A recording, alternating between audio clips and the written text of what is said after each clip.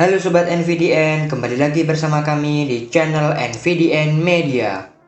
Pada kesempatan kali ini, kami akan memberikan tutorial Microsoft Word part kelima, di mana di video part kelima ini merupakan video lanjutan dari part keempat, yang mana di video part keempat kita sudah pelajari tentang cara memformat atau memodifikasi suatu dokumen. Nah, pada video part kelima kali ini kita akan pelajari pada bagian tab insert. Nah, di sini kan ada berbagai macam tab ya pada Microsoft Word 2007, dimulai dari tab home, tab insert, sampai terakhir ada tab view. Nah, pada video kali ini kita akan pelajari pada bagian tab insert. Nah, pada bagian tab insert terdapat berbagai macam groups. Ya, terdiri dari pertama ada group page, group tables, group illustration, group links, group header and footer, group text, dan terakhir ada group symbols. Nah, pada video kali ini kita akan pelajari pada bagian group page, group tables, illustration, dan terakhir ada group links. Seperti itu. Untuk pada bagian header and footer, text, dan symbols, maaf, dan juga termasuk group links akan kita pelajari pada video berikutnya. Nah, baik, di sini pertama sudah kita bagian group page. Nah, pada menu bagian group page terdiri dari 3 bagian. Nah, 3 bagian itu antara lain yang pertama ada cover page, blank page, dan page break. Nah, di sini dari 3 tombol atau 3 fungsi ini memiliki berbagai macam kelebihan atau fungsi masing-masing. Nah, yang pertama ada cover page. Nah, cover page merupakan bagian untuk menyisipkan cover ke dalam suatu jenis halaman atau dokumen. Nah, di sini saya sudah menyiapkan dokumen ya, terdiri dari page 1 dan page 2. Di sini saya kecilkan terlebih dahulu supaya gampang. Nah, bisa dilihat sobat NVDN semuanya. Di sini saya sudah mempunyai dokumen atau sebuah tulisan pada lembar kerja Microsoft Word-nya. Nah, di sini ada page 1 dan page 2. Nah, kalau kita mengaktifkan cover page, maka secara otomatis akan ditambahkan cover pada bagian page yang pertama. Kalau kita klik cover page, nah ini ya. Sebelum kita memilih, di sini ada berbagai macam cover yang sudah disiapkan berdasarkan atau default dari Microsoft Word 2007. Silakan sobat NVDN bisa memilih cover sesuai yang diinginkan. Di sini sudah disiapkan beberapa cover ya, bagus-bagus tentunya. Di sini saya akan mencontohkan pakai yang, nah ini dia, yang transcend ini atau gaya yang transcend ini. Ketika kita klik, nah maka otomatis pada dokumen kita akan menjadi pada page yang kedua dan page yang ketiga. Khusus untuk page yang pertama akan diisi oleh cover. Nah, seperti ini ya. Jadi fungsinya cover yaitu membuat cover tentu saja. Di sini tentu saja bisa kita edit ya, misalkan pick the date-nya ini tanggalnya kita bisa isi tanggalnya tanggal berapa, tanggal 23, misalkan bulan 3 tahun 2021. Nah, seperti ini misalkan ya. Untuk bagian date-nya nah seperti ini. Nah, lalu untuk type the document title ini misalkan ini judulnya ya, misalkan kita isikan makalah pengetahuan. Nah, misalkan seperti ini. Nah, untuk yang type the tipe company ini bisa kita isikan perusahaan atau nama institusi atau bahkan logo perusahaan atau logo institusi. Nah, lalu untuk yang gambar di belakang ini apakah bisa diganti? Tentu saja bisa. Misalkan kita klik gambarnya, kalau kita ingin menggantinya silakan klik tombol kanan, lalu pilih aja bagian yang change picture. Nah, otomatis kita akan diarahkan ke berkas dokumen yang ada di desktop atau PC kita untuk mencari bagian gambarnya. Misalkan kita pergi ke bagian picture. Nah, di sini ada gambar asa ini. Kalau kita klik insert, nah otomatis gambar mobilnya tadi akan berubah menjadi gambar sekolahan seperti ini. Kalau kita perkecil, nah itu dia. Ini merupakan gambar dari covernya. Untuk yang tab dokumen ini misalkan kayak tanggalnya, kayak keterangannya di bawahnya itu seperti itu. Nah, ini dia. Ini fungsi dari cover page. Kita unduh dulu.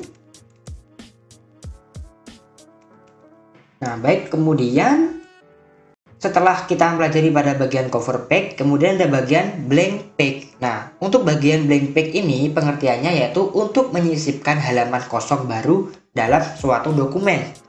Artinya di sini sudah ada dokumen pada bagian page 1 dan page 2. Kalau kita aktifkan blank page, maka kita akan dibuatkan halaman kosong di antara kedua jenis page ini. Kalau kita klik saja blank page, nah ini dia. Maka di tengah-tengahnya akan dibuatkan page kosong.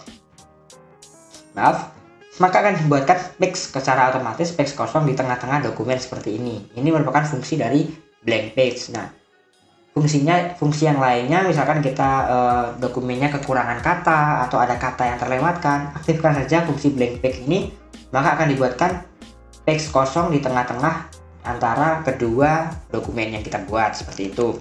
Nah, lalu setelah blank page ada page break. Nah, page break ini fungsinya untuk memisahkan dokumen atau bisa dikatakan untuk menambah dokumen atau next page.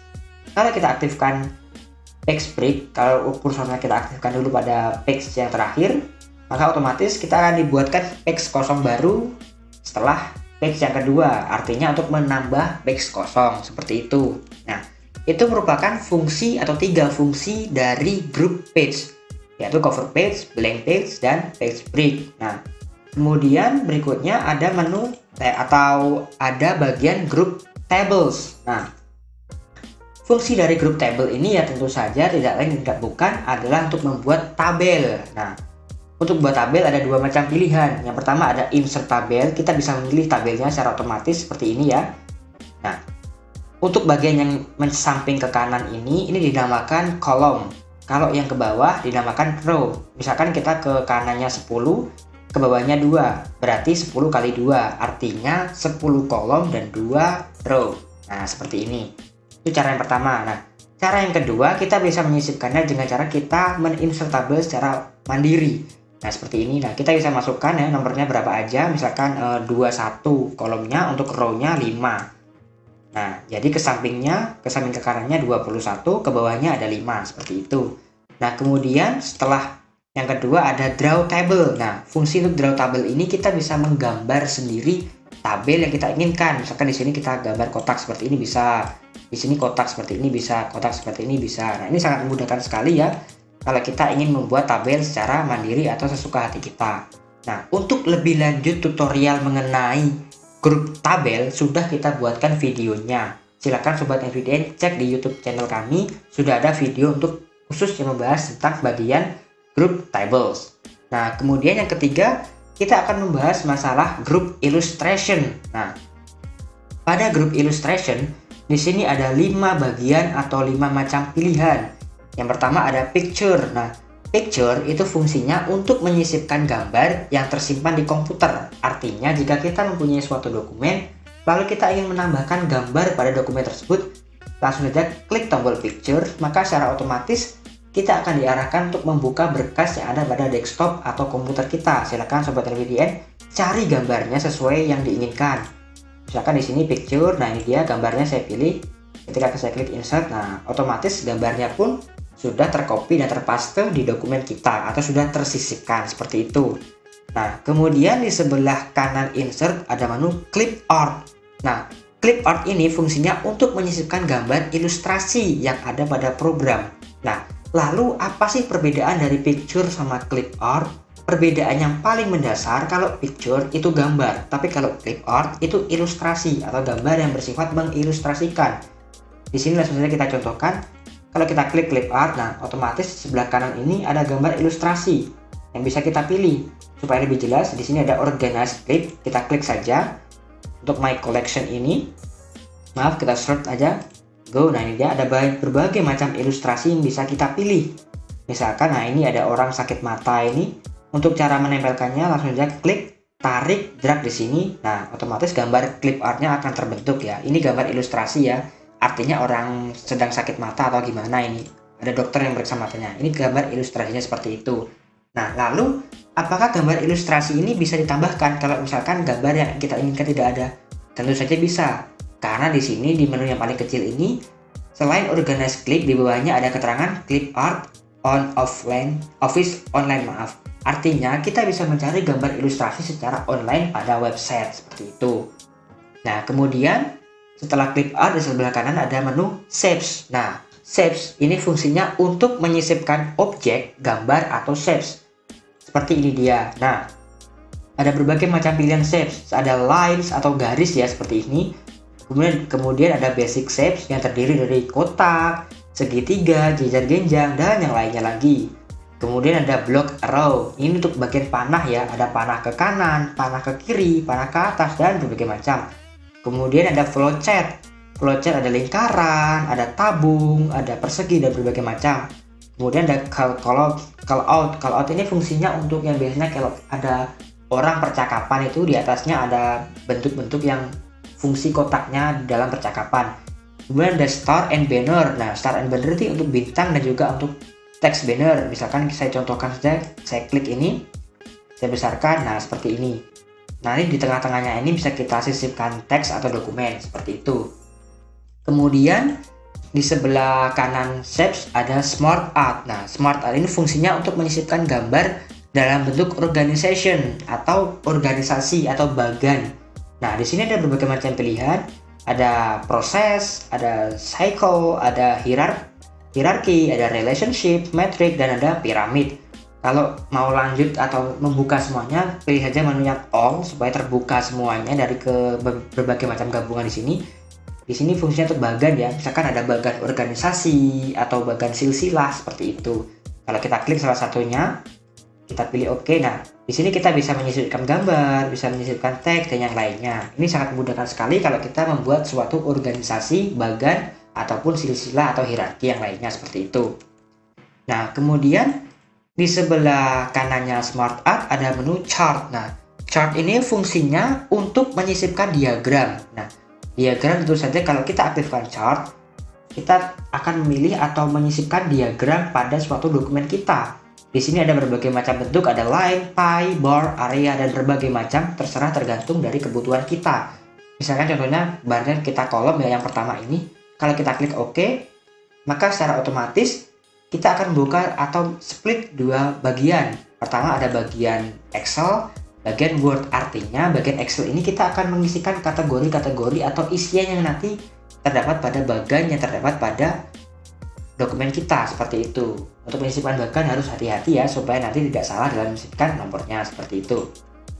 Nah, itu tadi merupakan tutorial atau pengetahuan dasar kita yang dapat saya sampaikan dari berbagai atau beberapa grup yang terdapat pada tab insert. Antara lain kita sudah mempelajari grup page, grup tables, dan juga grup illustration. Nah, lalu untuk grup links, header and footer, text, dan symbols akan kita pelajari pada video tutorial berikutnya. Sedikit pengantar saja ya, untuk bagian grup links yang hyperlink ini. Fungsi dari hyperlink ini tentu saja untuk memberikan tautan atau link pada suatu objek atau dokumen. Misalkan saya contohkan saja, di sini ada lembar kosong ya. Kalau saya klik hyperlink, maka otomatis kita akan diarahkan ke hyperlink. Misalkan berkas NVDN ini ya, saya buka. Contoh ini saya klik, dan ini dia text to display-nya, saya kasih nama misalkan ini contoh. Lalu saya klik OK. Nah, otomatis teks ini sudah menjadi teks link atau hyperlink. Untuk mengaktifkannya, klik tombol kontrol sampai arahkan kursor sampai bentuk lambang tangan yang menunjuk seperti ini. Kalau kita klik yes, maka otomatis kita akan membuka dokumen yang sudah kita hyperlink. Ini bisa dokumen atau bisa objek seperti itu. Ini sebagai pengantar saja. Nah, gimana Sobat NVDN? Apakah sudah paham pada video part kelima kali ini? Jika Sobat NVDN masih belum paham, silakan Sobat NVDN ulangi video kami dari awal supaya paham, atau bisa juga ditanyakan di kolom komentar. Terima kasih sudah menonton part kelima kali ini. Nantikan part-part berikutnya tentang tutorial Microsoft Word supaya Sobat NVDN paham. Terima kasih sudah menonton. Jangan lupa like, comment, share, dan subscribe channel NVDN Media. Terima kasih sudah menonton. Tetap semangat dan salam Sobat NVDN.